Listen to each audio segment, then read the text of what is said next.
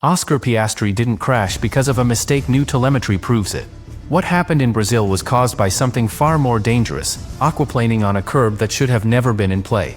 He was just 1 point behind Norris in the title race. McLaren gave him a car with podium pace.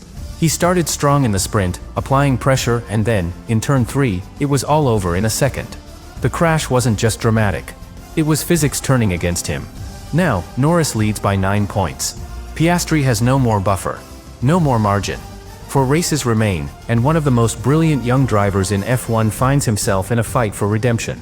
And this time, he's chasing.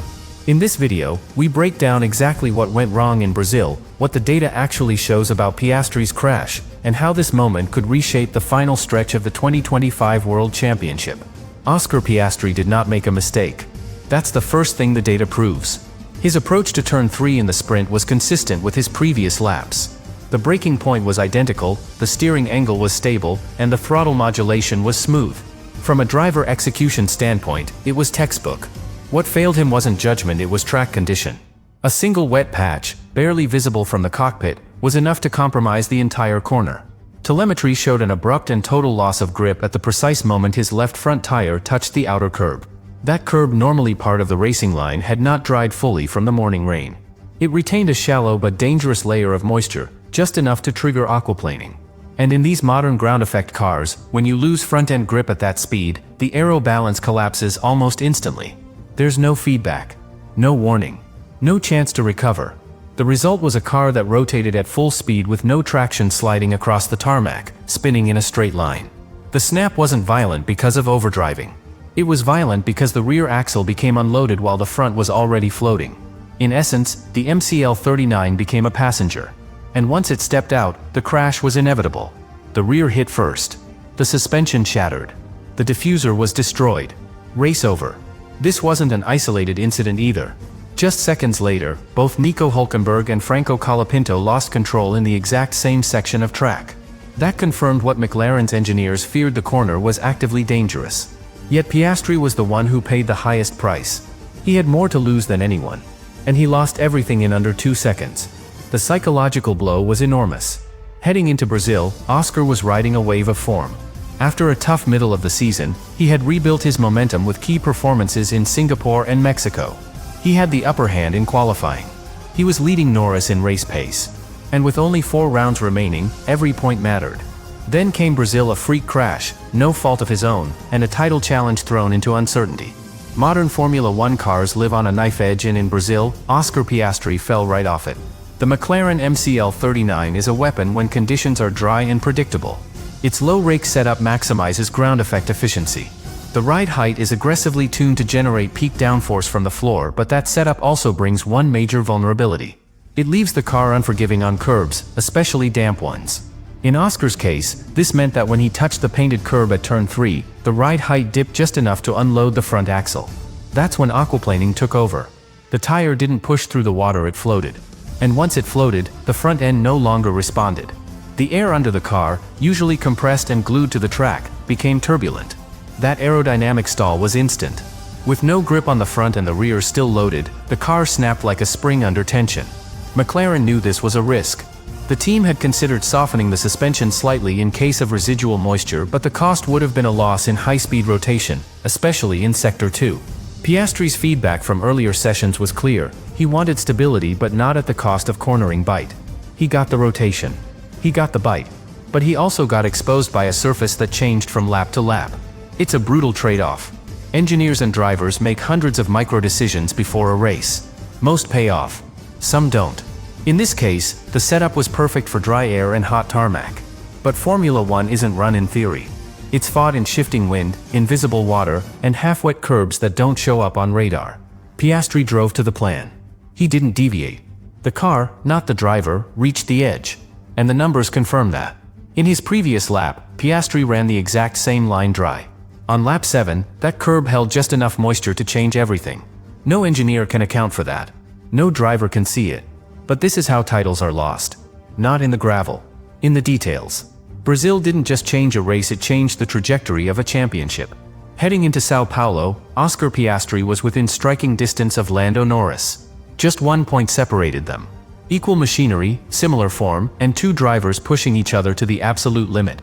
After the sprint, that gap exploded to 9 points, a margin that matters with only 4 races left on the calendar. Those 9 points don't just change the numbers. They change the pressure. Every session from now on, qualifying, sprint, and Grand Prix becomes a minefield. Piastri can't afford another zero. He must outperform Norris, not just match him. And with circuits like Qatar and Abu Dhabi coming, where Norris has historically had the edge in tire preservation and exit traction, the road ahead is steep. The team dynamic also shifts subtly. McLaren have worked hard to maintain balance between their two drivers, and up until now, that has worked. But now, one driver leads, and the other must take more risks. That affects strategy calls. That affects pit stop preference. And in a tightly managed team like McLaren, those margins are everything. Will they give Oscar the tools to fight? Or will momentum and points dictate priority? Mentally, this is where champions are forged. Oscar Piastri has already proven he belongs at the very top of the sport. His drive in Singapore. His discipline in Suzuka. His one-lap brilliance in Silverstone. But now comes the part they don't teach you in junior categories: how to recover when the sport punches you in the face. How to keep believing when the scoreboard turns red. Brazil was a hit. Qatar must be the counterpunch. The good news? Piastri is wired for this. Calm under pressure. Methodical in feedback. And perhaps most importantly, emotionally grounded. He doesn't rattle easily. And that gives him a chance, even now, to still swing this title fight back in his favor. The question is no longer, is he fast enough? We know the answer. The question is, can he stay perfect when perfection is now the minimum? Oscar Piastri came into Brazil as one of the most complete drivers on the grid. Just 1 point behind Lando Norris in the standings, with momentum on his side and a McLaren that had finally found the sweet spot again. This was his moment to strike. The sprint format suited him. The balance was dialed in.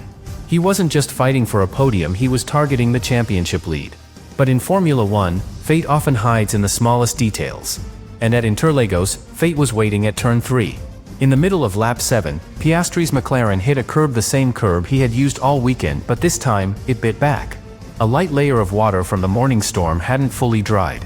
And when his front left tire touched the paint, grip vanished instantly. In a flash, his MCL 39 snapped out of control. The crash looked brutal. Sudden. Unavoidable. Now we know why. New data from McLaren reveals that Piastri didn't make an error. His steering input was precise. His throttle application matched simulator targets. He hit the corner apex within 2 centimeters of ideal. But the telemetry also shows a sudden loss of lateral grip, aquaplaning at over 220 kilometers per hour. The tire never had a chance. The crash wasn't caused by overdriving. It was triggered by physics. It was a loss of contact, the car skating over water, helpless. And the consequences were immediate. Lando Norris, running just behind, avoided the same fate. He went on to finish third in the sprint, taking home 8 crucial points. Meanwhile, Oscar walked away from a destroyed car and a 0-point result. What was a 1-point margin became a 9-point deficit. In a title fight this tight, that kind of swing is seismic.